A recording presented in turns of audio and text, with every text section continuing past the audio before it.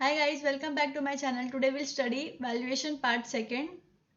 We will complete the types of depreciation, capitalized value sums, valuation of land as well as the building and rent fixation. So this session is going to be very much beneficial as it will complete the sums.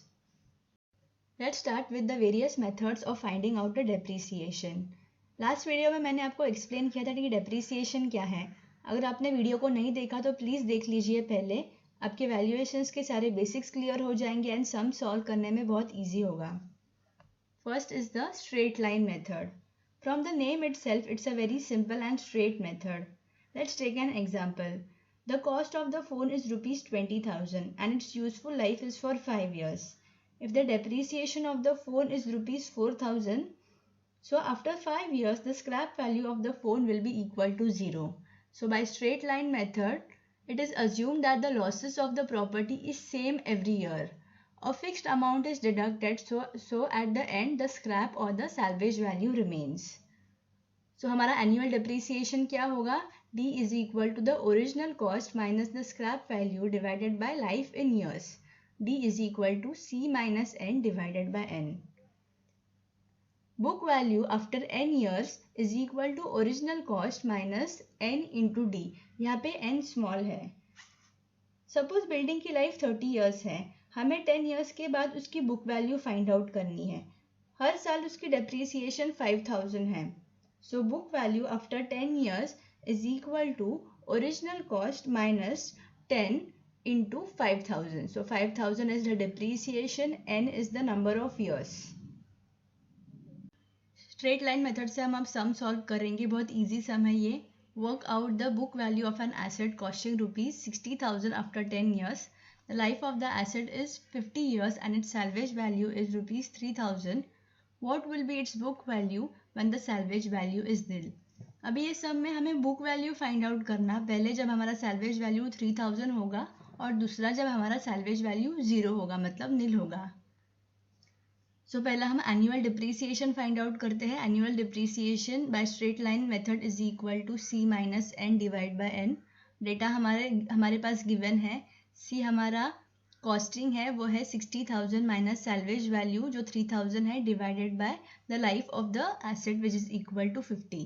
तो हमारा depreciation मिल गया rupees 1140. अब depreciation 10 साल के बाद कितना होगा? Annual depreciation into the number of years which is equal to 11,400. फिर हमें बुक वैल्यू फाइंड आउट करनी है 10 years के बाद. अभी प्रीवियस स्लाइड में हमें देखा book value is equal to original cost minus depreciation, लेकिन हमारे पास यहाँ पे सैल्वेज वैल्यू भी गिवन है, इसलिए सैल्वेज वैल्यू भी डिडक्ट होगी. So book value is equal to original cost minus the salvage value minus the depreciation. Original cost भी गिवन है, सैल्वेज वैल्यू भी गिवन है और डिप्रीसिएशन हमने जो फाइंड आउट किया 11,400 वो. सो हमारी book value after 10 years is equal to 60,000 minus 3,000 minus 11,400 which is equal to 45,600. So हमें बुक वैल्यू 10 years के बाद मिल गई जब हमारी सैल्वेज वैल्यू 3,000 थी. अभी next is when the salvage value is nil. So हमारी annual depreciation क्या होगी? फॉर्मूला वही रहेगा C minus S divide by N. यहाँ पे हमारी S 0 हो जाएगी. So depreciation, annual depreciation is equal to rupees 1200. Depreciation after 10 years is equal to annual depreciation is into number of years which is equal to 12,000. बहुत easy है. Next is book value after 10 years. यहाँ पे salvage value 0 है तो उसको consider नहीं करेंगे. So book value after 10 years is equal to original cost minus depreciation which is equal to 60,000 minus 12,000 जो अभी हमने फाइंड आउट किया था. So book value after 10 years when the salvage value is nil is equal to 48,000. So हमें दोनों भी answers मिल गए हैं. In the straight line method, we saw that the depreciation of the property remains constant every year. Let's see what is constant percentage method. This method is more advanced as compared to the straight line method. It is also known as declining balance method. It is assumed that the property will lose its value by a constant percentage of its present value at the beginning of every year. मतलब हर साल property की जो value है उसके present value के कुछ percentage से decrease होती जाती है. Let's take an example. Assume the cost of the machine is 1 lakh and its depreciation will be 10% every year. So एक साल के बाद उसकी डेप्रीसिएशन 10% होगी, मतलब डेप्रीसिएशन उसकी 10,000 हो जाएगी. फिर उसकी वैल्यू है एक साल के बाद वो 90,000 होगी. अभी सेकेंड ईयर में आते हैं. सेकेंड ईयर में फिर से 10% डेप्रीसिएशन होगी, लेकिन अभी 10% हम लोग 90,000 के ऊपर लेंगे. So 10% of 90,000 will be equal to 9,000. So second year में डेप्रीसिएशन उसकी 9,000 होगी और उसकी वैल्यू 81,000 हो जाएगी. अब आते हैं थर्ड ईयर में. थर्ड ईयर में हम लोग अभी फिर 10% ऑफ 81,000 हो जाएगा, मतलब 8,100 रुपीज का डिप्रीसिएशन होगा. और थर्ड वैल्यू में उस मशीन की वैल्यू 72,900 होगी. अभी हम देखते हैं कि first year to third year से डेप्रीसिएशन की वैल्यू कम हो जाती है. इसका मतलब from this example we conclude that the depreciation in the initial years is high and then it goes on decreasing gradually. अभी फॉर्मूला देखते हैं डेप्रीसिएशन के लिए. इसके लिए एक फैक्टर इंपॉर्टेंट है which is known as a depreciation factor, जो P से हम डिनोट करते हैं. सो depreciation factor P is equal to 1 minus S divide by C raise to 1/n. अभी इसमें S है, वो है scrap value, C is the cost price and N is equal to the total life span of the asset. फिर हम लोग next step में value of the property after n years find out करेंगे. So value of the property after n years is equal to C into 1 minus P raise to n. C हमें पता है, P तो हम लोग find out करेंगे depreciation factor से. N is the value of the property after n number of years, for example 10 years और 5 years. Now depreciation after n years is equal to original cost minus value after n years. ये formula हम लोग ने पहले के video में भी पढ़ा था, तो प्लीज उस वीडियो को एक बार देख लीजिए. Now we will solve a sum by constant percent method. A machine was purchased 3 years back for rupees 17,000. Its total life is 10 years. Work out its present value and depreciation by constant percent method. Its salvage value is rupees 2,000. अभी 3 years पहले का data दिया है हमें, उसकी cost price 17,000 दी है, फिर life of the machine 10 years है और सैल्वेज वैल्यू 2,000 है. अभी इसमें हमें उसकी प्रेजेंट वैल्यू फाइंड आउट करनी है और डिप्रीसिएशन फाइंड आउट करना है. सबसे पहला step to find out the depreciation factor which is equal to 1 minus S divide by C raise to 1/n. Data put up करेंगे. S की वैल्यू भी है, C की वैल्यू भी है और N की वैल्यू, ये N कैपिटल है जो 10 years होगा. तो डिप्रीसिएशन फैक्टर हमें मिल गया is equal to 0.192. Remember one thing कि ये जो P की वैल्यू ये हमेशा 1 से कम ही होती है. Next step is to find the present value of the property which is equal to C into 1 minus P raise to small n. अभी ये स्मॉल n हमारा 3 होगा क्योंकि हमें प्रेजेंट उसकी वैल्यू फाइंड आउट करनी है और मशीन की प्राइस 3 years पहले हमें दी है. सो हम लोग वैल्यू पुट डाउन करेंगे और हमें present value of the property मिल गई rupees 8,967.73 rupees. Next easy step is to find the depreciation which is equal to the original cost minus the value after n years. यहाँ पे value after n years मतलब present value put up करनी है.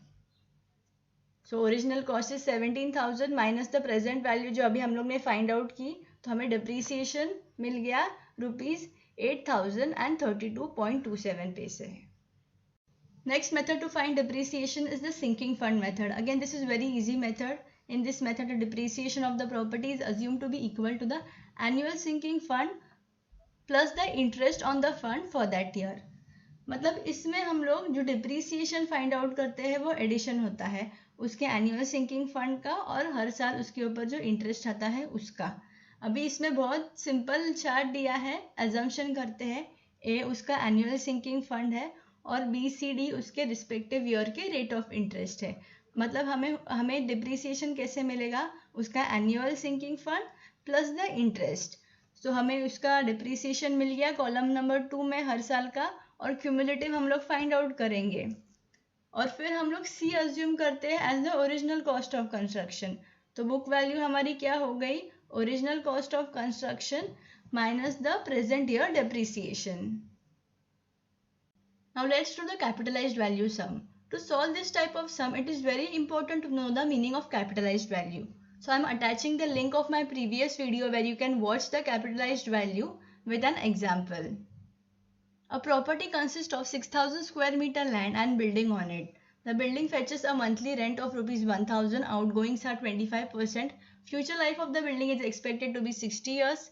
Assume 6% interest on investment and 3% on redemption. Find the capitalized value of the property. अभी इसमें हमें capitalized value ही find out करना है. Let's see the data given. First of all हमें area दिया है 6,000 square meter. नेक्स्ट इज हमें monthly rent मिला है वो है 1,000 रुपीज़. हर महीने 1,000 रुपीज़ का हमें रेंट मिल रहा है उस प्रॉपर्टी से. नेक्स्ट आउट गोइंग्स दिए है 25%. अभी life of the building is 60 years. फिर इंटरेस्ट रेट दिया है 6%. अब ये जो रिडेम्पशन का हमें रेट दिया है 3%. अभी रिडेम्पशन क्या है वो हम देख लेते हैं सम में. हमें पता है capitalized value is equal to net income into year purchase. हम लोगों ने पहले ही पढ़ा है. अभी ईयर परचेस्ड हमें नहीं दिया है कि कहीं भी गिवन में, और नेट इनकम भी नहीं दिया है. So we need to find out net income as well as the year purchase. Year purchase is equal to 1 divided by I plus S. अभी आई तो रेट ऑफ इंटरेस्ट है which is given as 6%. Next is S which is the sinking fund which is not given.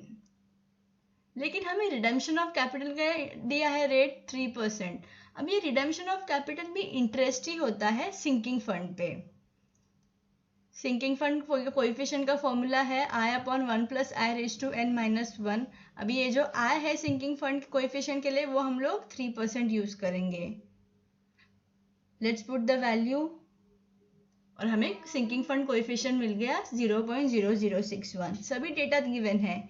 ये जो आई है वो भी given है और n है वो 60 ईयर्स जो बिल्डिंग की लाइफ है वो. तो अभी हम ईयर परचेस फाइंड आउट कर सकते हैं क्योंकि हमें सिंकिंग वैल्यू कोएफिशिएंट भी मिल गया. Year purchase is equal to 1 divided by I plus S. अभी ईयर परचेस के आंसर आ गए 15.128. Next is net income find out करना है. नेट इनकम का फॉर्मूला हमें पता है gross income minus outgoings. अभी ग्रॉस इनकम फाइंड आउट करते हैं. मंथली रेंट हमें दिया है 1,000 रुपीज़. अभी ईयरली फाइंड आउट करना है मतलब इंटू 12 करना पड़ेगा. तो ग्रॉस रेंट हमारा 12,000 रुपीज़ दिया है. नेक्स्ट डेटा गिवन है आउट गोइंग्स वो 25% है. तो अभी आउट गोइंग्स हमेशा ग्रॉस इनकम पे होते हैं. तो फिर आउट गोइंग्स कितने हुए 25% of 12,000 which is equal to 3,000. So हमें नेट इनकम मिल गया which is gross income minus outgoings which is equal to 9,000. अभी सम इजी हो गया. हमें ईयर परचेस भी मिल गया है, नेट इनकम भी मिल गया है. Now the last formula capitalized value is equal to year purchase into net income. तो हमें आंसर मिल जाता है capitalized value is equal to 1,36,158 rupees. तो हमें मिल गया answer. Let's do the next sum. Calculate the capitalized value from the following data. Rent is rupees 4,000 per month. Outgoings are 20% of the gross rent. Net yield expected from the property is 6%. अब ये सम भी easy है. इसमें हमें rent दिया है, monthly rent 4,000 rupees है. आउटगोइंग्स 20% of the gross rent है. अभी net yield expected from the property 6%. अभी जो हमें इन्वेस्टमेंट किया है उससे हमें 6% रिटर्न मिल रहा है. मतलब जो उसका इंटरेस्ट रेट है वो 6% है. नेक्स्ट थिंग हमें ईयर परचेस का फॉर्मूला पता है which is equal to 1 upon I plus S. S तो कुछ दिया नहीं है, कोई सिंकिंग फंड कोएफिशिएंट नहीं है. तो हम लोग directly year purchase is equal to 1 bye आई ही ले लेंगे. सो 1 bye 6% which is equal to 16.67. अभी हमें ग्रॉस रेंट फाइंड आउट करना है which is equal to monthly rent into 12. तो मिल गया उसका आंसर 48,000. आउटगोइंग्स दिए है 20% of the gross rent which is equal to rupees 9,600. Now the net income is equal to gross rent minus the outgoing which becomes equal to 38,400 rupees. अभी हमें capitalised value के लिए year purchase भी मिल गया और नेट इनकम भी मिल गया. सो capitalised value is equal to net income into year purchase. So we get the answer as rupees 6,40,000. अभी ये सब में कंफ्यूज मत हो जाना कि सिंकिंग फंड नहीं दिया है तो आगे क्या करेंगे. Do it without the sinking fund. Now we will study the various methods of valuation. First is the valuation for the open land. So open land can either be urban land or it can be the agriculture land. अभी urban land में आगे जाके building हो सकती है, कोई infrastructure हो सकता है. एग्रीकल्चर लैंड में फार्मिंग होगी या फिर कोई इरिगेशन हो सकता है. So it is very important to find out the valuation of these open lands. There are three important methods. First one is the comparative method. अभी comparative method में हमारे पास जो लैंड है उसका सिमिलर लैंड रहेगा आसपास के एरिया में, उससे हम कंपेयर करते हैं, उसको स्टडी करते हैं. Now it is very important कि जो स्टडी वाला जो लैंड है वो सिमिलर शेप का हो, सिमिलर साइज का हो एंड उसके फीचर्स भी सिमिलर हो. एग्जाम्पल, एक हमारा अगर लैंड अगर 500 स्क्वायर मीटर का है तो हम लोग जो स्टडी कर रहे हैं वो भी अप्रोक्सीमेटली 500 स्क्वायर मीटर का ही होना चाहिए. अगर 1000 या 2000 का होगा तो हमें कंपेयर करने में बहुत डिफिकल्टी हो जाएगी. थर्ड इम्पॉर्टेंट पॉइंट है कि एक्टिव मार्केट होना बहुत ज़रूरी है. मतलब वहाँ पे अगर रेगुलरली सेलिंग बाइंग प्रोसेस होगा तो ही कंपैरिजन हो सकती है. सो इन comparative method the transaction is needed of the nearby area, land should be of similar shape, size and other features, and active market is very necessary. Now let's see the second method, that is the abstractive method. अभी जिस land पे construction होता है तो construction के बाद उससे हम रेवेन्यू फेच करते हैं. सो इन दिस मेथड हम लोग future capital revenue find out करेंगे. So value of the property will be equal to the future revenue minus the cost of construction. अभी कॉस्ट ऑफ कंस्ट्रक्शन हम लोग माइनस क्यों करते हैं? क्योंकि वो हमारी लाइबिलिटी है, वो हम स्पेंड कर रहे हैं अभी. सो in this method we estimate our future revenue from the land. Next important method is the belting method. This method is useful when the land is very big. We generally divide it into the belts. Now the question is why we need to divide? क्योंकि land तो एक ही रहेगा तो उसको divide करने को क्यों करना पड़ेगा? तो जितना बड़ा एरिया रहेगा तो उसकी रेट भी वेरी हो सकती है. अभी एक एग्जांपल लेते हैं, जो रोड साइड की बिल्डिंग्स है उसकी वैल्यू ज़्यादा होगी as compare to the remote back side वाली बिल्डिंग्स. बेल्टिंग मेथड का ये एक स्टैंडर्ड डायग्राम है, स्टडी करेंगे इसको. अभी जो रोड साइड की जो है एरिया उसको हम लोग ने बेल्ट्स में डिवाइड किया है. First belt is the B1, second is B2 and third belt is B3. अभी जो सेकेंड बेल्ट है वो हम लोग B1 का 1.5 टाइम्स लेंगे. So B2 is equal to 1.5 times of B1 and the third belt which is equal to B3 will be 1.5 times of B2. मतलब gradually उसका जो विड्थ है वो इंक्रीज होता है. अभी हम लोग वैल्यूएशन देख लेंगे. जो रोड साइड का है उसकी ऑब्वियसली उसकी वैल्यू ज़्यादा होगी. So that value will be equal to B1. Assume it as B1. Next B2. B2 will be equal to 2/3 of the V1. Let's see its value is decreasing. And V3 will be just equal to half of V1. So gradually the area increases but its value decreases. ये हो गया अभी rectangular वालों की बात. जो side में ट्रायंगुलर्स है उसकी भी तो वैल्यू फाइंड आउट करना इंपॉर्टेंट है. ये बहुत इजी है. अभी फॉर एग्जांपल V1 की जो साइड वाली ट्रायंगल्स है तो उनकी वैल्यू क्या होगी? 3/4 ऑफ द V1. सिमिलरली जो V2 वाले की जो साइड में है वो 3/4 ऑफ V2. तो हमें हर एक इंडिविजुअल प्लॉट, इंडिविजुअल स्ट्रिप्स की हमें मिल गई value. The total valuation will be addition of all the individual belts. तो ये 3 मेथड्स थे valuation for the open land. Now let's begin with the valuation of the open building. It would be easy for us as some of the points are similar to that of the open lands. There are 5 important methods to find out the valuation of the open building. First is the rental method of valuation. In this method, we find out the capitalized value of the property. We must know the rent gained from the property to find out its capitalized value. Second is the direct comparison with the capitalized value. Capitalized value of the similar property from the nearby area is compared with our property. Third is the value based on the profit. किसी भी hotel या shop का valuation उसके profit या earnings पर dependent होता है. So we need to find out the net income by deducting all the outgoings and expenses from the gross income. Fourth is the valuation based on the cost. In this method, value of the property is dependent upon the actual cost of construction. So present value is found out by deducting the depreciation and the obsolescence from the original cost of construction. The last one is the development method of valuation. This method is useful when the construction is going on or when the property needs some renovation work. So we need to estimate the future net income to be gained. So all these methods are very straightforward with no rocket science in it. अभी हम लोग इस topic का last सम करते हैं. This some is very important from the exam point of view क्योंकि ये सारे कॉन्सेप्ट्स कवर कर देता है. A building is newly constructed at the cost of rupees 1,50,000 on the plot of 600 square meter. Fix a monthly rent on the property from the following data. Rate of the land is rupees 50 per square meter. Return expected on the building is 8%. Life of the building is 60 years. Rate of interest on sinking fund is 3%. Scrap value is equal to 10% of the total cost of construction. Other outgoings is 30% of the gross rent. अभी ये सब में हमें monthly rent find out करना है. उस property का monthly rent क्या होगा. Let's start it.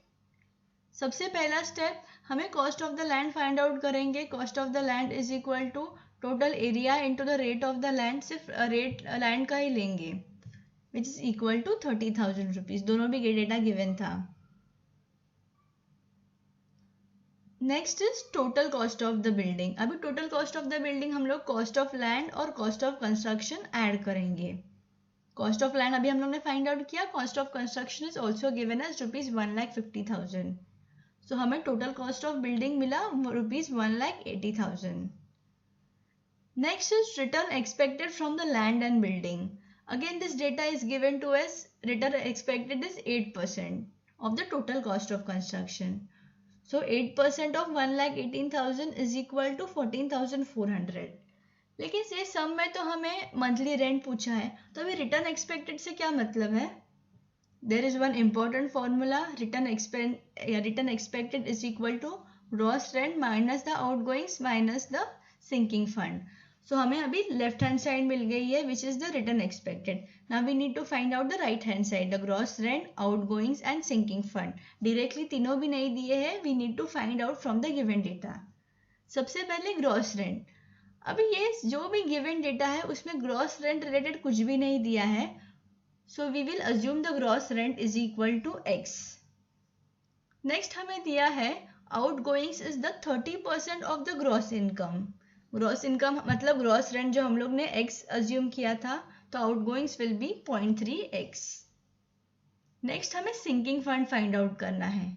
Sinking fund के लिए हमेशा हम लोग net cost of the building ले लेते हैं. तो net cost of the building is equal to the total cost minus the scrap value. सिर्फ बिल्डिंग का कॉस्ट लेना है. तो बिल्डिंग का cost is 1,50,000 minus the scrap value. Scrap value भी हमें दिया है which is equal to 10% of the total cost of construction. So we get the net cost of the building as rupees 1,35,000. Next is sinking fund coefficient. Sinking fund coefficient का भी हम लोग formula use करेंगे और हम लोग को interest rate भी दिया है which is equal to 3% and life of the building is 60 years. So we get the sinking fund coefficient as 0.0061. So total sinking fund amount is equal to net cost of the building multiplied by the sinking fund coefficient. So we get the sinking fund is equal to rupees 823.5. अभी हम लोग सब data हम लोग को मिल गया है. So we will apply the formula return is equal to gross rent minus outgoings minus sinking fund. That is equal to rupees 14,400 is equal to x minus 0.3x minus 823.5. तो सॉल्व करेंगे we get x as rupees 21,748 rupees. लेकिन हमें ये x तो yearly rent मिला है. We need to find out monthly rent. So monthly rent will be x divided by 12. So our monthly rent is equal to rupees 1,813. सो हमें इससे answer मिल गया.